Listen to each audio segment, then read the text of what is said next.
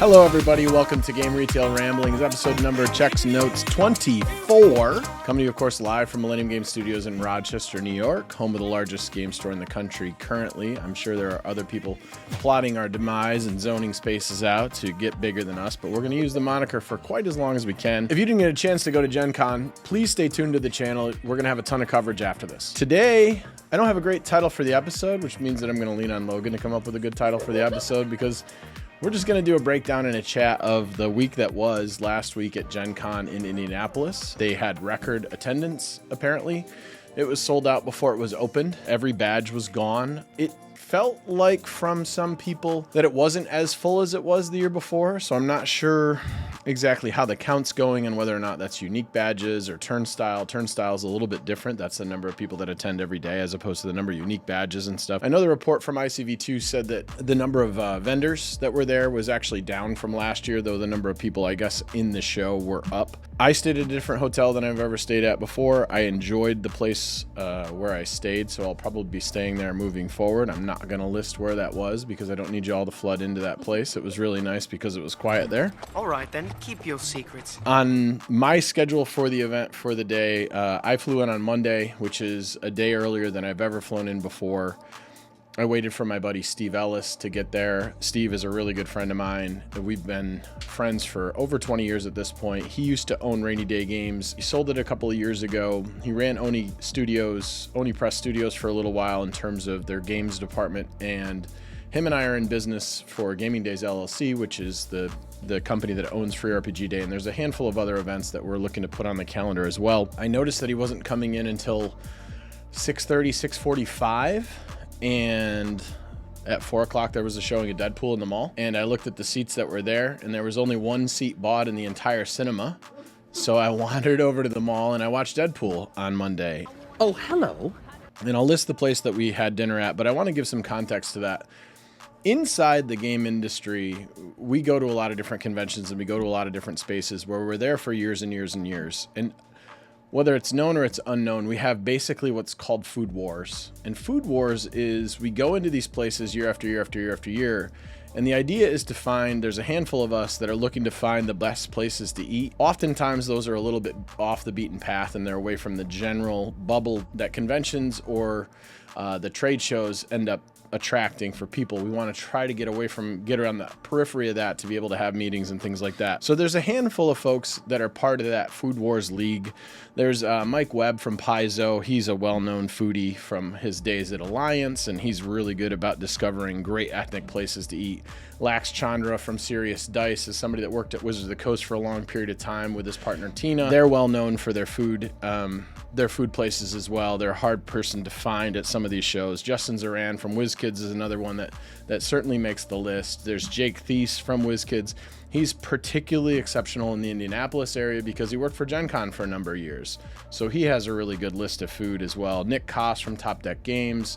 And Card Titan, he's at Philadelphia. He owns that city as far as knowing where to go and to eat. So PAX Unplugged, he's always got the hookup when it comes to that. Bob Maher from ACD is another person that really likes a good meal as well. So when you start to collect sort of this cadre of food people, you keep some stuff close to the vest and you go on these fun food adventures. And the place that Steve and I ate, which we ate there last year, and this place, Justin Zoran is actually, he no longer considers that it's behind the vest, and it's a place called Bluebeard. It's about 7-minute Uber drive based on construction from the convention. It's a really nice farm to table style place.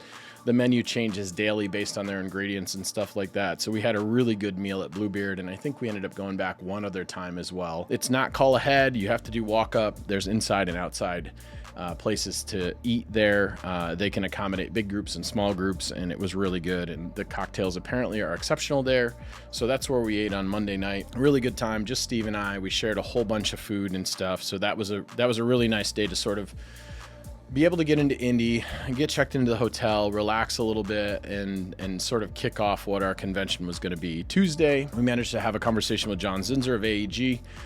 John is one of the greatest minds in the industry in terms of having a good idea of what is both a good business decision and understanding what the market may want before the market wants it. In the early days, they were the owners of L5R. They did a whole bunch of stuff in the CCG space that was really innovative. He is the grandfather of storyline organized play, where you've got a game that's an expandable game, and you have tournaments that allow the players of the tournaments to be able to sort of chart the course of where the game is headed. He was doing that long before anybody else had tried to do that, and sort of started that craze in general. Lunch for Steve and I that day was with our highest supporting, most consistent partner for Free RPG Day, and that's Paizo. We ended up having lunch at Harry and Izzy's, which is pretty well known over there, but they have this really nice lunch selection on the back of the menu that's sort of 3 choices based on the size of the meal that you want to eat, and it's sort of a sampling of a bunch of their greatest hits on the menu, and the cost is usually in line or better than what those items would have been individually. We got to have a really good discussion with them about, well, they started the discussion with, is it okay for us to put more in the Free RPG Day box? And as somebody trying to produce a really good Free RPG Day box, and they're a really good publisher, the answer is never no. We're not going to let you participate for more. So they were talking about sort of some more fundamentals to help onboard new role-playing people and new people that want to be DMs and stuff like that. So they're looking at what they might be able to do a little bit different in this kit and moving forward with the kit. Their feedback's always phenomenal. They always have their ears to the ground as far as what they're doing and as far as what their customers are doing as well. So it's nice to catch up with them because they've got a ton of years of experience in the industry, both of them. Mike from the distribution side and the biz dev side and that sort of stuff from, sort of where he came from when he was at Alliance for a long period of time. And Eric knows so much about role-playing and the role-playing landscape from the time at Dragon Magazine and different things that he's done there and all the time that he's been with Paizo as well. So they're just a great conversation to have, and we get to toss ideas back and forth in different directions and where they're headed and how the launch of the new Starfinder book's going to go. And their booth was consistently busy when we were down there. They sold a pile of stuff, and the numbers that they did at the convention was exceptional. I'm not surprised. The old space that Dungeons & Dragons used to have just above the hall is basically the Paizo world now, and they've really taken advantage of that, and the tapestries up there are beautiful, and the amount of people that they're firing through that. I'm not sure what the numbers were, but I know it was pretty incredible. Every time I went up there, both Starfinder was kicking and Pathfinder was kicking, and there were times over the course of the last couple of years where there's sort of been an imbalance there, but it was nice to see that sort of firing on all cylinders as well.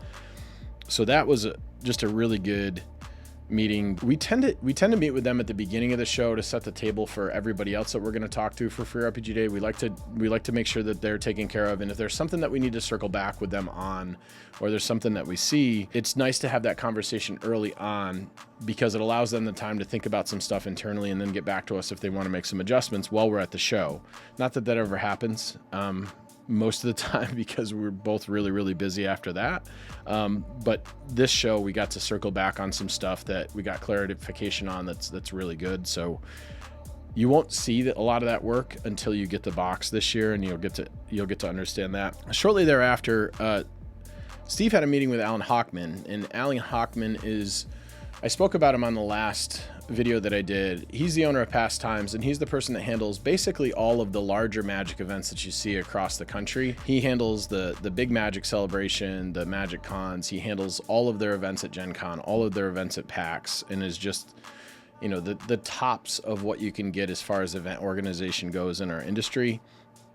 For this show, he was actually handling the Lorcana stuff as well, so there's some sort of a partnership that he's gotten into with them. And what Alan decided that he was going to do is get into publishing. My friend Steve does a lot of design and development on games, and he's also got a number of friends, and Alan's sort of trying to build out this catalog. So we got to have a nice meeting in the Marriott and the M Lounge that's chill and relaxed and stuff, and we got to talk about different opportunities there. While I was part of the conversation with Alan and Steve, they got to the point where he was having some conversations with me about Lorcana and what was going on there, and put me in touch with a person over inside of the Ravensburger organization that was somebody that's new and sort of trying to decide whether or not they want to move forward with different roles and different opportunities inside of that company. And he asked if I'd be willing to have a conversation with them at the show. And I've had my frustrations, and I think I've talked about them a little bit here on the show, but I've definitely talked about my frustrations with that product line and the opportunities that are available there that it doesn't feel like we're capitalizing on, because it feels like the publishing company is at odds with what the retail needs are, and there's not a lot of communication that's happening back and forth. So of course I gave them all the information that they needed to get a hold of me and hoped that that was something that I was going to be able to get to do at the show. So that was pretty much Tuesday. We did some walking around, generally speaking, and took some other meetings that were impromptu. Tuesday is a nice quiet show for us, quiet day for us. There's a lot of people that are doing booth setup and things like that. So we went in the hall for a little bit to check on some folks that we needed to have some conversations with. We ship in some of the leftover product from the Free RPGA kits to a couple of different publishers there when they have leftovers. So Magpie had some leftovers, so we coordinated with them to give them some of the promo dice that we had that were left over for their stuff. Gave us an opportunity to talk to the Magpie staff as well. They're out there killing it. Obviously, the Avatar role-playing game is doing really, really well. So that was a good conversation to sort of have as an impromptu thing. And that was sort of it for Tuesday. We had another nice dinner, and I'm not going to go into where we went to for that because this is not a blown up spot yet. So I'm going to leave that alone. Wednesday is typically the day when we really start off Gen Con and we start having the majority of our meetings, but this year is a little bit different. I was put in touch with the woman that's in charge of Trade Day and had a great conversation with her before the show a couple of months ago. And she wanted to sort of bring me in, as well as my partner, Steve and Paul, to sort of take a look at what opportunities there were on the table for retailers for Trade Day. Why isn't there more of the retail community that's participating in Trade Day? And we're going to do a follow-up conversation and talk about some potential opportunities. But she sort of wanted us to just go as guests of Gen Con to take a look at what Trade Day was and what opportunities were there and give some feedback. And I'm not somebody that really is big on handouts, so I committed to setting up and doing a 1 hour Ask Me Anything with Steve, Paul, and myself to sort of give back for the opportunity to be part of Trade Day. A really great conversation that we got to have with a lot of enthusiastic retailers that were there. I would say that the room we probably had 35, maybe 40 people there. It was towards the end of Trade Day. The beginning of Trade Day felt like it was a little bit more vibrant. My assessment on Trade Day is the educators are really killing it in that space. There's 120 hours of like educational spots that are there, which is educator to educator stuff. So I'm not sure if they're getting continuing education or if it's accredited or whatever it is, but the educators seem like they're killing it in that space. And there's a lot of that stuff going on. Not so much on the retail side. Not a lot of retailer to retailer conversations are happening. So I think there are some opportunities. I'm going to circle back with her on that. But what it did allow us to do is the Trade Day is held in the top side of the second floor at JW Marriott, which is way on the other end of the convention hall. So we were able to, during Trade Day, sort of set up a home base for us to be able to take meetings there. It worked out pretty well because the majority of the people that were publishers that were set up to show and talk to retailers, a lot of that was RPG companies. And a lot of that was RPG companies that were in the Free RPG Day box last year, or they want to be in the Free RPG box next year.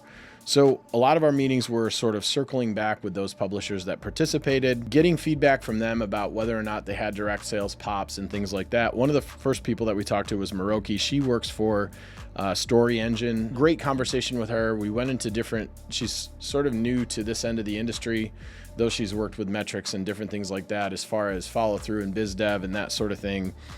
Really solid conversation with her. She had gotten to the point where she didn't think that the push through from what they saw in sales from Free RPG Day box itself was in line with what they wanted to spend as far as their dollars to spend to participate with the program. And it was something they were going to kind of take a look at. Well, we circled back after 2 days of her being at the show, and the volume of people that talked to her at her booth about the fact that they saw Story Engine in the Free RPG Day kit, and that's the reason why they were there, to talk to and to make some sales, and taking a look and diving a little deeper on the website. She feels a lot more comfortable after what she saw live on the floor and what the feedback that they had from the people that were there. So sometimes it takes a little bit of follow through for the publishers to see the impact of the stuff that's being done in Free RPG Day on a grander scale, and there isn't any really grander scale than what Gen Con brings. From there, We met really briefly with Michael from Edge Studios. I'll talk about him a little bit more. They launched the Arkham Horror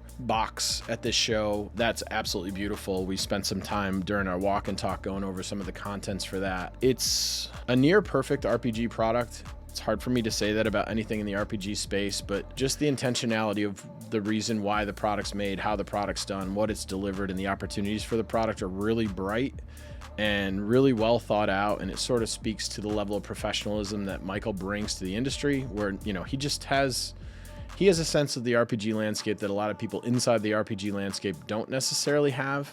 And he also has the business chops to understand profit and loss and how to make his metrics work so that he's making a good quality product. Just phenomenal stuff from them, and the future for that line is really bright. Lunch was with Renegade. Typically we meet with Renegade for lunch every single year. We've known Scott Gaeta for a long time. Scott was with Cryptozoic, and before that he was with Upper Deck, and he's been around the industry for a long time. He was a retailer at one point as well. He used to sell posters at conventions and all sorts of stuff. So Scott's pretty innovative when it comes to that sort of thing. But we didn't meet with Scott. We met with the prince that was promised, which is his son, Jordan. Jordan is a taller, better looking version of Scott. He is newish to the industry, though he's been part of the industry on the periphery, with his dad's involvement being in the industry for a long period of time. He's an absolute professional. He understands the foundations of what that company is doing. He understands what the market looks like, what retailers need for their games, and is just a really nice, fresh mind to have to bounce things off of, and with a really good perspective. So if you get an opportunity to be able to have a conversation with Jordan, whether it's a retail customer, whatever it is, he's just full of really good knowledge already. And I'm excited to see where he goes inside of that company. I did miss having lunch with Scott, but I got to talk to him on the floor, so it was okay. And we talked mostly HeroScape and what their participation is going to look like next year for Free RPG Days, and sort of where they're at as a company with those. So we'll see where that conversation ends up going moving forward. And shortly after that, we went back to the JW where we were doing our seminar. We met with Steve Jackson, so Meredith Placco and Amy Zwick. We had a really good conversation with them about potentially participating with Free RPG Day. The interesting thing about some of these meetings is occasionally you'll have a meeting with somebody one year and it doesn't actually bear fruit for 2 or maybe 3 years. So last year we had met with Meredith. They had talked about participating in the Free RPG Day box. They talked about a project that they were working on that they were really excited about, and different opportunities that we were going to have there. Well, circle back 12 months since that time, they took a look at that project internally. She said, this project is not good enough. We're going to put this aside. We're going to move forward with a different designer, a different developer, a different direction altogether. And hats off to her for being able to take a look at something, understand that the quality isn't what they want to deliver, understand that it's maybe not the right product for the market. And not to say that that product's going to get pushed aside, but let's bring in somebody new with fresh eyes and a fresh look, and let's try to deliver something that's more in line with what modern RPGs look like. I'm excited with the designer that they brought on to work on this project. It's a fresher face in the space, and I think given the line of product that it is, I can't talk about what the line is or the product is or the designer is, because it will blow up what it is going to be in the box. But we're pretty excited to have them on board and look at what opportunities we have in the future, and a nice reviving of a line that needs a little bit more love. Trade Day Seminar, I sort of talked about that a little bit. We did our AMA. We had some really nice, really thoughtful questions by the audience. One of the people that was there was a retailer that said their greatest sales day in the history of the company was their Free RPG Day this year. So that was really nice to hear that feedback. Overall, just a good thing in general. Shortly after that, we had a meeting with GTS, and I bring that up because Scott Bohr from GTS reached out to us before the show to have a meeting and set up and talk about opportunities for them to be able to work with Free RPG Day on the distribution side. And I'm not talking about necessarily moving our boxes.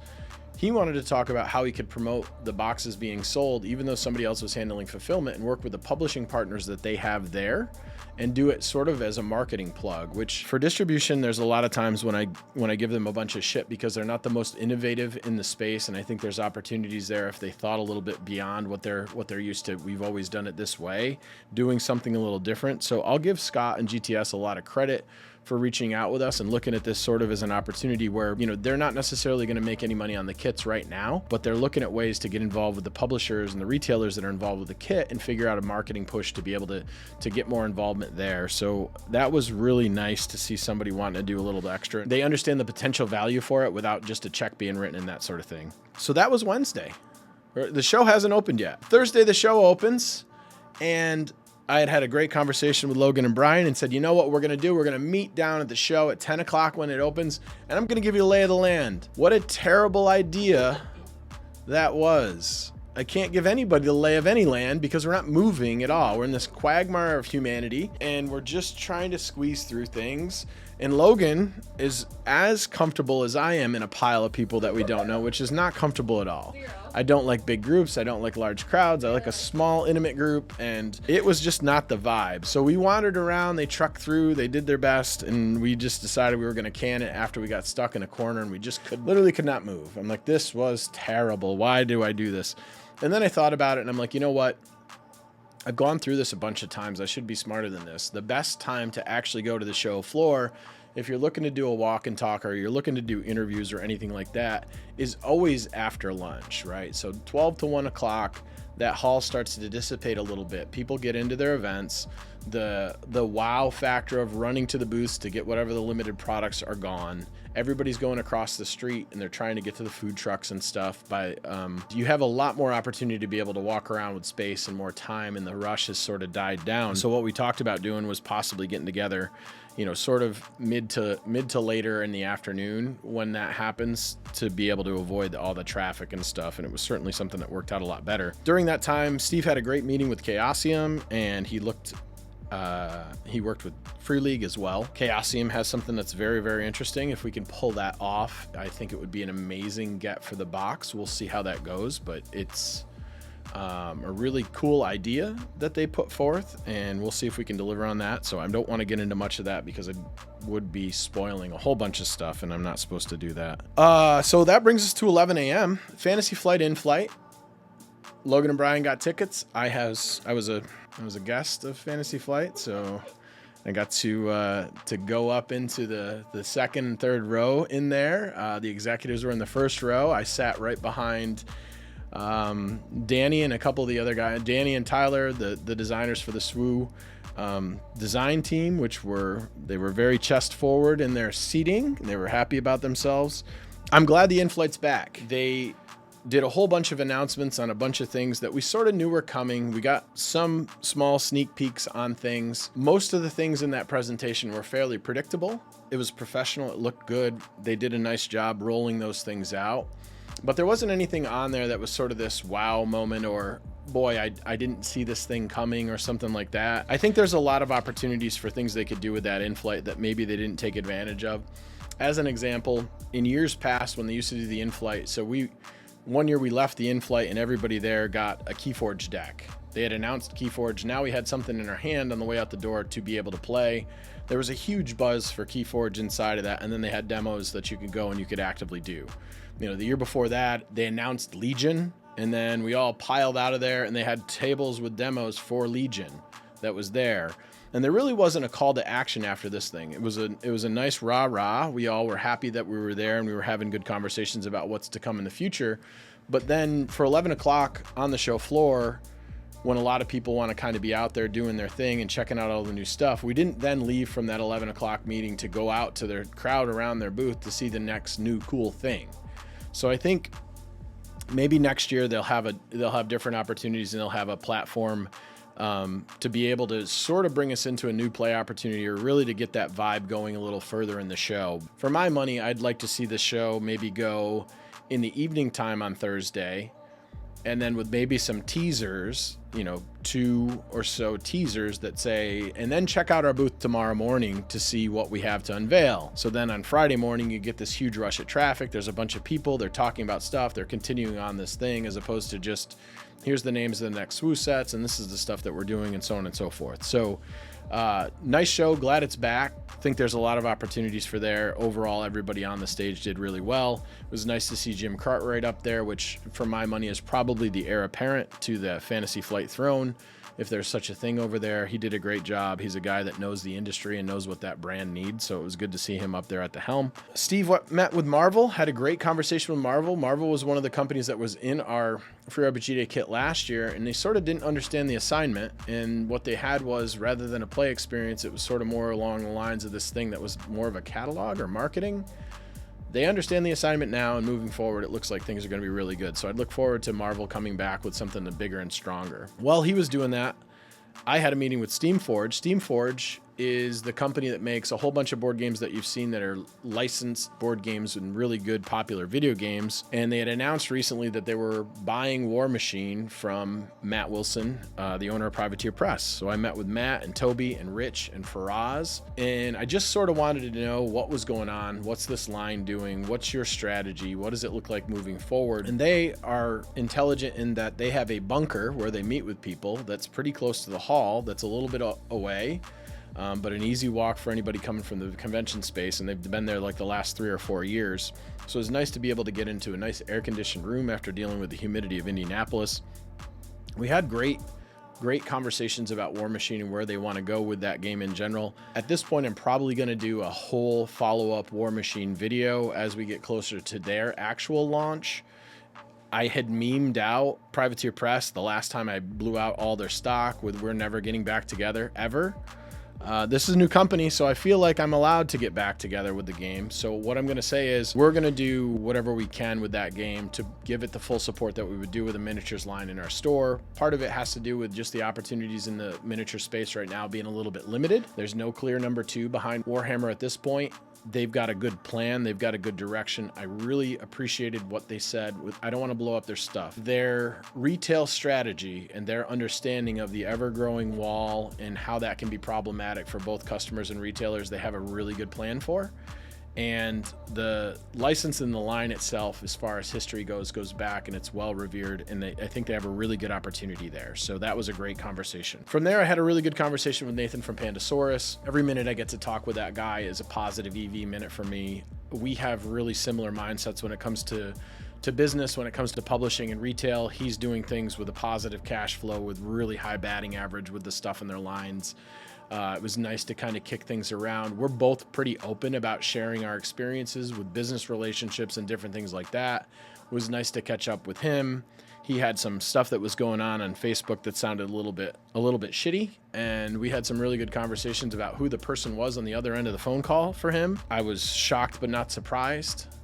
For better or for worse, and it's good to see that they're doing really, really well. I got a text message from Ruby at Asmodee. Ruby has been with Asmodee for a long period of time. She handles broader marketing and all kinds of different opportunities there, and said, hey, if you have any time on your calendar, which I know is full and it's late in the hour to be able to do this, I'd love to be able to have a meeting with you. This is the sort of stuff that happens at Gen Con. Things get going a million miles an hour and they can fall through the cracks, but Ruby is somebody that if she wants to have a meeting with me, she has my number. She can have my time whenever she wants. I got to have a really quick meeting with the new VP of Sales, who's only been there for about 2 years or two weeks on the NA side, and a new marketing director for NA. There were positive conversations. I didn't leave the meeting feeling any better or any worse about the way that they're headed. I only left the meeting saying to her, boy, I really hope that next year when we circle around and we have this meeting, it's me and you and those 2 people again, because the people that have been changing in those roles, given how positive and how much of an impact they can have, it's been pretty wild for them. So hopefully this is something that they've got a little bit more, their boots are on the ground and they're ready to go with these 2 people. Friday, breakfast at Patachu, that was a fail. Patachu is an amazing place to have breakfast. It's just across from the hall. Those of you that don't know it and haven't tried it should. But trying to do it on any day after Thursday is ridiculous. I had a wonderful breakfast there on Wednesday, and on Friday it was stuffed so full that we ended up going to JW for their breakfast buffet instead. And then I ran into an impromptu meeting with Chris Peterson. I always take meetings with Chris. He's an innovator in the industry and stuff, so we got to talk about. He's a coffee with a splash of cream guy too, and I remember that, so I had that ready to go for him when we had our meeting. We got to talk about Ghost Galaxy and what they're doing and where they're headed, some other business opportunities, as well as they had announced at the show and had a beautiful banner for Lord of the Rings Confrontation, new game found coming. They had 15K interest the last time that I looked. If you haven't looked at that as a retailer or as a fan of Lord of the Rings, I would encourage you to get on GameFound and give them an interest click.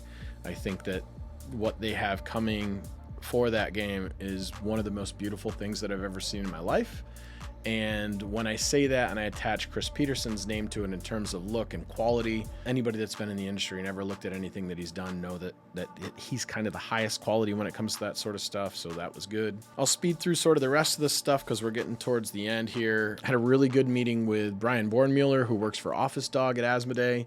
He's really found his niche in terms of the spot that he should be in the industry. He runs the studio for them. They make great games that sell well. His River of Gold game premiered at Gen Con this year. It's on the BGG Hotness. If you're a retailer, I'm not sure what you've ordered so far, but you should probably double that number. It's going to be that good. And then I got to see the other game, the next game that they're doing, and it was a game that actually I did some play testing on 2 years ago at PAX Unplugged in the lobby of a hotel. And like I said earlier about planting seeds, this thing is going to be amazing. It's just the marriage of two things that should have gone together, and he's done a really spectacular job as a steward of that game. It's his own game, which is really cool. The artwork is fantastic and the gameplay is awesome. From there, we did a meeting with Bliss, which is a distribution firm out of the UK for free RPG Day opportunities. They have a relationship with Peach State, which we have a good relationship with as well. We did dinner with Justin Zirin at WizKids. That was fantastic. I got to go out to an exclusive invite at the French party. It was 150 people only. This party was filled with a bunch of legacy publishers and people in that space, people that have been around for a long time. It's called the French Party because it was a party hosted by French people at Essen, and this is the first American one. Chris Peterson was the host of that. It was a really nice time there. Quickly to get through Saturday, meeting with Critical Role, a longer meeting with Edge Studios. Michael, that is the person that's in charge of Edge Studios, is one of the best business minds for RPGs in the entire industry. I hope he's being paid well. I know he's happy there. I know he enjoys the licenses that he gets to work with and stuff there. But if you want somebody to look at and follow in their footsteps in the RPG space, the stuff that he's doing with the percentage of that company that Edge Studios is and what he's been doing is insane. So I hope they give him and his team some more money and some more leash, and they let him do the things that he wants to do, because his ideas on where RPGs for that company should go and how to make them and what the retailer needs and what the fan needs is just incredible, top of the charts. Then a quick meeting with Eric and Justin from Altered. It was awesome. Those guys are great. Circle back 12 months before that, we had just been introduced to Altered at Gen Con. It blew my mind. They are sold out in Europe, which is a smaller market than America. The American stuff should be coming in the next couple of weeks here. So we'll have a huge amount of that product here, more product than I've ever had for any game ever. And then I got to have the impromptu meeting with a rep from Lorcana that Alan had set me up with sort of on Tuesday. Here we are on Saturday. So sometimes it takes a little while to get things put together. It was impromptu. I was late for the meeting, which never happens, but my Altered meeting ran a little bit long. The person there was okay. What a treat it was to talk with that person. We had really good business conversations. The pedigree for that person is something that most people in the industry do not have the amount of time in CCGs that they do. And their understanding of the market and the direction that the company could go in is really, really strong. To my understanding, it's not anything where they've made a long-term commitment to that company. The questions were more discovery, and I think they're more in a discovery capacity there. If that person ends up taking that role, my interest in Lorcana and my hope for the future in Lorcana and Lorcana moving forward increases exponentially from where it is now. I've talked about it pretty openly that Lorcana has kind of stumbled along and not been able to do what it should be able to do with the market given the IP. Other than that, a Direwolf mixer at the end of the show. I popped in and popped out. It was a small room. It was a whole bunch of people. I don't like loud noises. I left. And then I was at the Hunters Entertainment Party at Nevermore, which is sort of this gothy vibe, industrial sort of bar space with 3 different rooms in there. They had a live band doing karaoke. And if the French Party was sort of the legacy of the industry and the people that have been around for a long period of time, this was like the up-and-comers of the industry. This is your crowdfunding folks. This is the new minds, the new ideas, the people that are sort of on the ground floor, the creatives in that space, the people that have been doing some really nice projects. Anybody that's done a Kickstarter project that's over $1 million that you may never heard of was in those rooms there.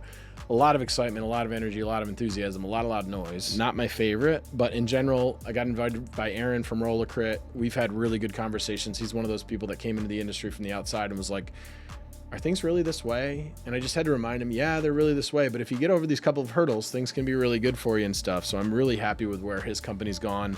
Their merch stand was amazing again this year at Gen Con. He really understands merchandise, and we've never sold more of Heroes of Arcadia. So absolutely happy for the future.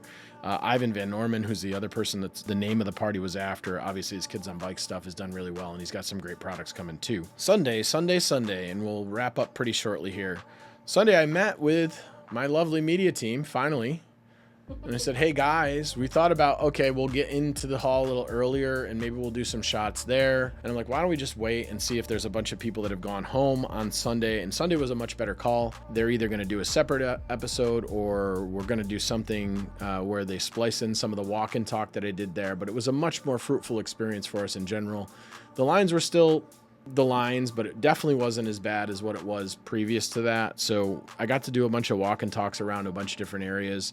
So definitely feel free to check in on that video itself. They'll be able to cut it up and do a really good job making me look better than I deserve. I also made 2 purchases while I was in the hall on Sunday. Soul Masters TCG, which a lot of the stuff that I do is scouting for the show. My sort of best of is in the background here. I've got Comic Hunters over here, I've got Heroescape over here, I've got Shadow Dark above me, I got Wrath of Fire Mountain on the other side. Those were games that really hit it out of the park for me. I think they're great games that are going to do really, really well in our space. So Soul Masters TCG, I made a pretty large wholesale purchase with them, which was the first they've done with retail, and it was just a bunch of starters. So I got a handful of the first and second starter. Booster packs aren't coming out until November. The game's a little rough, it's a little bit clunky. The artwork is beautiful. The backgrounds are AI, so they've got to deal with the headache of getting through AI as far as the backgrounds of the cards, but the individual models themselves and things like that are done by artists. The instructions aren't perfect. This might not be a long-term play. I brought in a bunch of starters because I wanted people here to be able to try it out and to see what they want to do with the game. There's a whole bunch of mechanics and different interactions you've seen from other games married up in kind of a different space. It might be too complex. There might be too many things going on. But when it comes to this sort of thing, there's a lot of indie TCGs in that hall, and this was the one that stood out to me. So we'll see what happens there. I also made a purchase for a bunch of faraway stuff from faraway product from Pandasaurus that we definitely needed and is hard to find. And we loaded them up into the back of Brian and Logan's car, and they headed off. And I lugged, the 46-pound box of starters across the hall from one end to the other, which was me being a sweaty mess, which was sort of the reality of where I was the entire show. So with that, I'm going to wrap up. Next week, we will talk about something. I'm not sure what that's going to be. Big shout out to Little So-So in the comments. That spoon that's lit up in the bottom side, that's actually a lightsaber from Star Wars in that little shadow box to my right, I guess, if you're watching on TV, to my left. That was my first fan present. I've never gotten a fan present. Feel free to send fan presents to the retail store location. I'm not going to do a P.O. box or anything like that. And I also got just an immense amount of positive feedback from retailers, from publishers. I got stopped by a couple of people in the hall that had said that actually the person that suggested I do a Gen Con show stopped me the first day and say, hey, I was the one in the comments that did the Gen Con show. And I'm like, that's amazing. He's like, I know you're probably going to do a Gen Con show anyway. Well, I don't want to steal your thunder, but yes, I was going to, but I appreciate the views at any rate. I think we're up to 850 subscribers, which is just absolutely amazing. And so those people, retailers and the publishers that reached out and said, we really appreciate what you're doing. I had my whole entire team watch the videos and stuff like that. That was really encouraging for me. So we're going to keep on doing it. So with that, I'm going to wrap up. Everybody have a great rest of your day. We'll do a 30-minute AMA after this. That might be a 17-minute AMA because I went a little long this week. Thanks, everybody. Happy gaming.